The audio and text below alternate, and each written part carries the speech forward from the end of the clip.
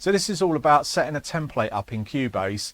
With the SSL Big 6, there's quite a lot going on, so it's really worth setting up a template and getting all the routing done. If you've got a smaller interface, this will be really helpful as well. Sort of a beginner's guide really. So it just takes you right back to how you set everything up. So really useful, and some really good tips in there.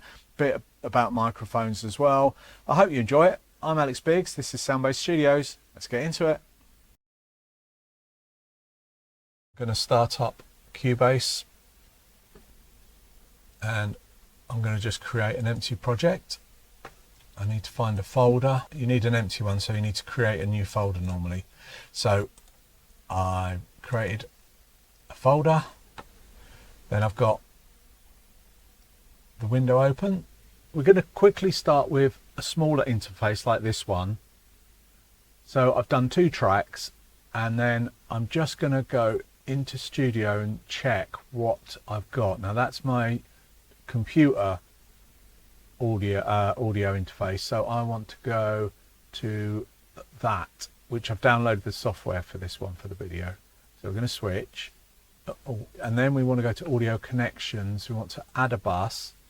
So depending on what you're using it for, if it's stereo, but we're going to do mono, and we want 2, and let's name them mic 1. Okay, so we've got mic 1 and mic 2, input 1 and input 2.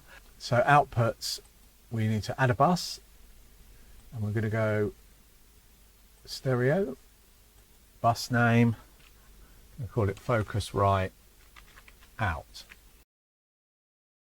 add bus, and there you go. Outputs 1 and 2, left and right. So you've got your inputs and your outputs, and then let's put buses in. So we go mic 1, mic 2, because you're putting the input into the Cubase. And where's it going to go? Well, it's going to go there. The output goes there. So we sorted out the gain, and you can see that it's recording quite nicely. Okay, so all I've done, as I said, mic 2, because my mic's connected to input 2 and it's going out. So both these. Now let's get onto the SSL Big 6, which has got 16 in and outs. So I'll just check that the driver's set up. It normally is if it's on, so that's fine. The solid state logic one. And then audio connections, and it normally defaults to 1 and 2. So I want to delete that bus, so I click on here, delete that, and then I want to add my own buses. And then what you do is you put in track in 1, and then add those. That's labelled those nicely, and then we're going to add another bus. This time it's going to be for the stereo, and we want 6 of those. We're going to call it track in 5 and 6. And it's labelled it for us, so that's perfect. Okay, and then there need to be labelled here. So you've got track in 1, 2, 3, 4, 5 and 6. Hasn't quite done this right. So let's change that.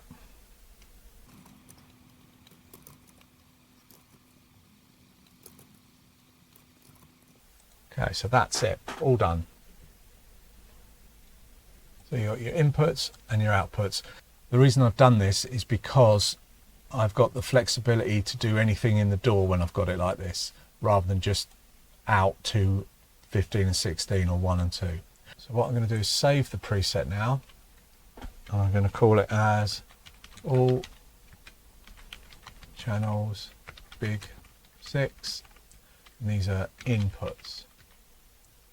Go OK. Now what I could do is start adding the tracks. So I'm going to add an audio track. Now the first tracks I normally do are for drums, so they're going to be mono, and And what I normally do is make sure they go out of 15 and 16. I'll put kick because that's going to be the first one, but to save time I'm going to make 16 tracks of mono for the drums. And obviously it all comes up with kick. Let's just expand those a bit. Now to make life easier, what I do is I then put them in a folder. I add folder, and this way it just makes life easier. So I will put drums, and I'll do a few folders because I know I need a few. So what I'm going to do is highlight. So I click the top one and then hold shift to highlight them all. Then I want to drag them, you see the arrow, into there. And the reason I do this is because A, it keeps everything tidy, and also if I record, it all records at once, or monitor all at once. It just saves clicking each one. So it's definitely an easy way of doing things. Bass, and then what I would do for bass again is add a track, and then it's going to be mono, out 15 and 16, and I'll do 4 of those. Highlight them and chuck them in there. It's like that one got away. So I've got drums and bass. Now with the drums, what I would do is just put track 1, kick, and then I'd say what mic it was. So I know it is AKG D112, and all I would do is start putting the snare. I'll be using what I would do actually is put snare top, because I'll be using 2 mics.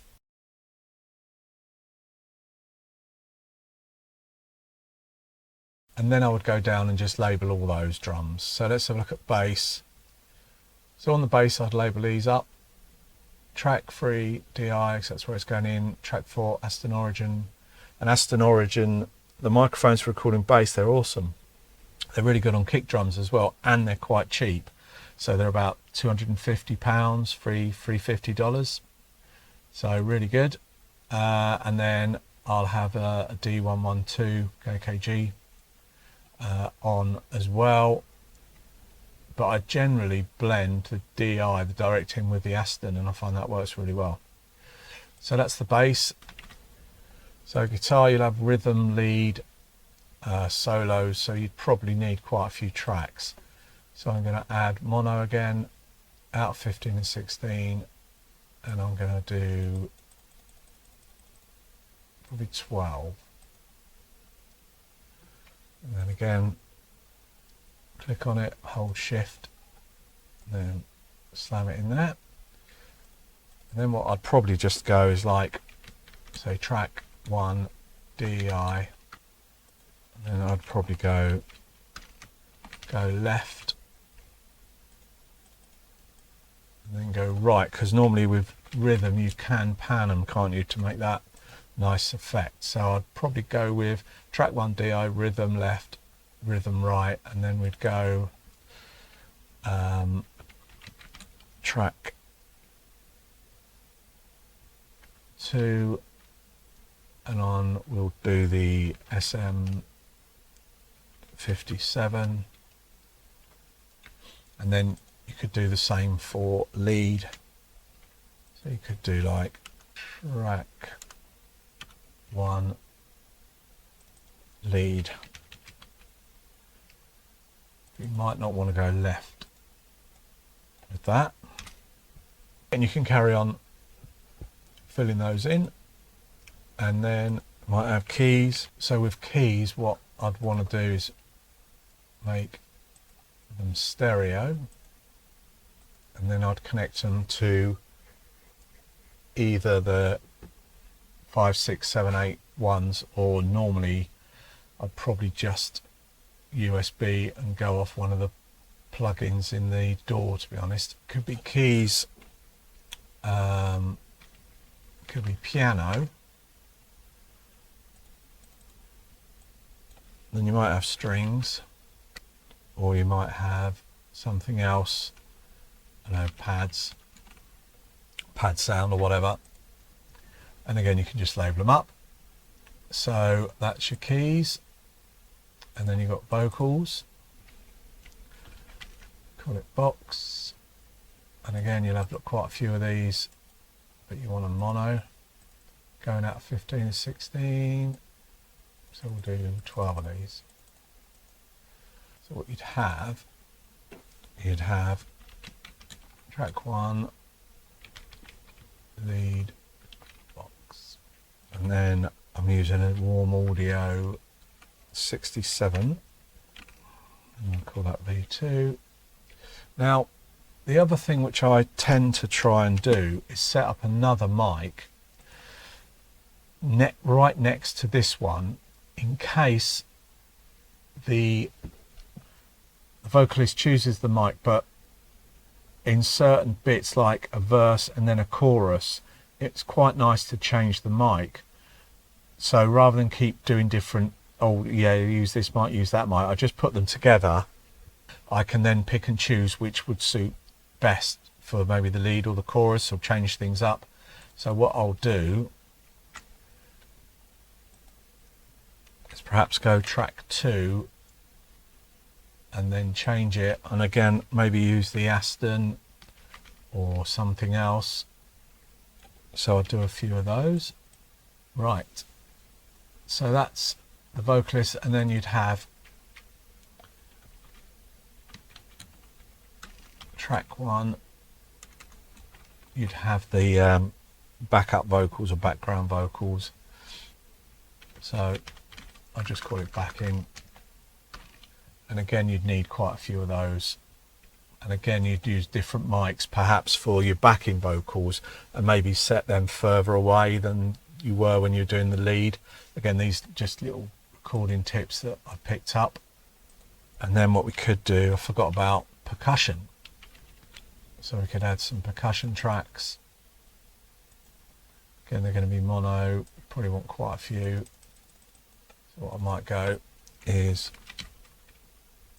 bongo, and I use AKG, I think they're 418s, and they're the clip-on mics.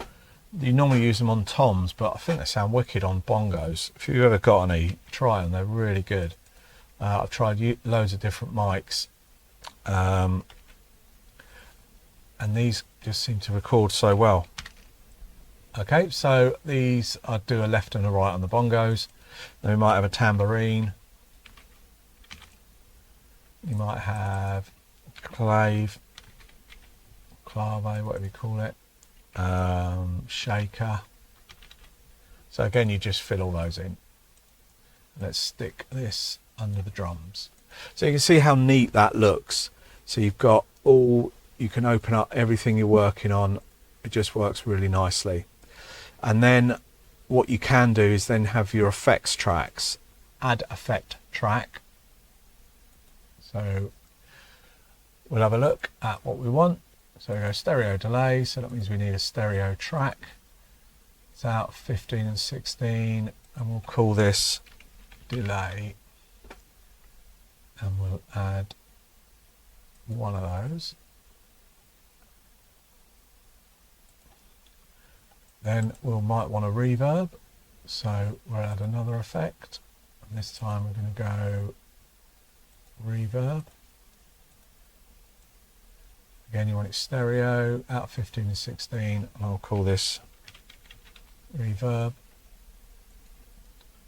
And actually what I'll call that is reverb 1, because it's quite good to send the same track through different reverbs.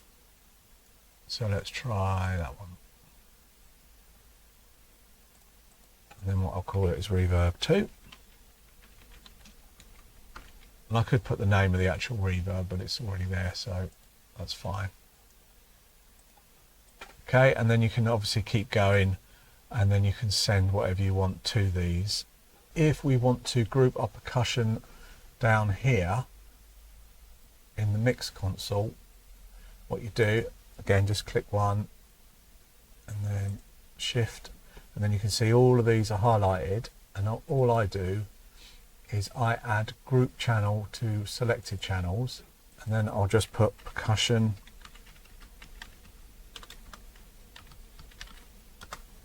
and then what I've got here, as you can see, is your percussion track. You can solo it, so that's all the percussion, mute it and change the volume.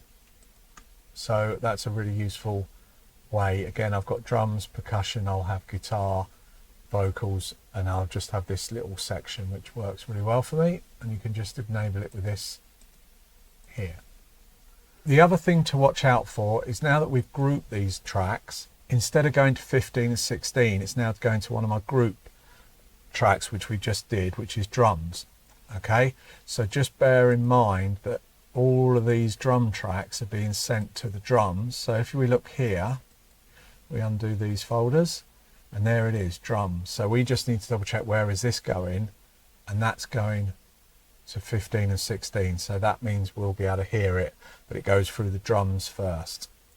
Now if we go to one we've not touched, so we've got in, so that's track 1. So what we might want to do is just change that to say track 2. Where's it going? It's going out tracks 15 and 16. So this just tells you where it's going. If I was going to send one of the guitars to reverb, what I would do is click that, and we want to send it somewhere, and these are all your options of where you can send that track. Okay, so we'll go reverb, turn it on, and then that's the amount of reverb you want to give it. In Cubase, for some reason, you might need to solo it and then come back, and then it works. I don't know why it does that, it does from mine. But anyway, that's how you do the reverb. So again, now if you look at the track is going to 15, but then the reverb, which is here, and that's going to 15 and 16.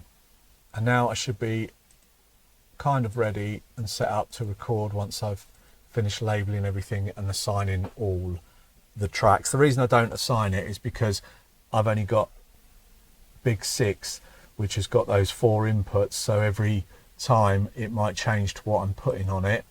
The drums, I'm still running it through at the moment with the Yamaha desk, because that's got 16 in and outs. What I'd also have, I'd add a stereo track,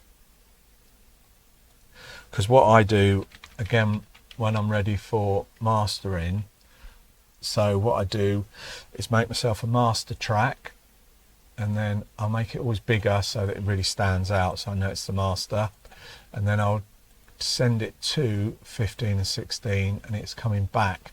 And again, as long as I don't hit that monitor button, it won't be any issues.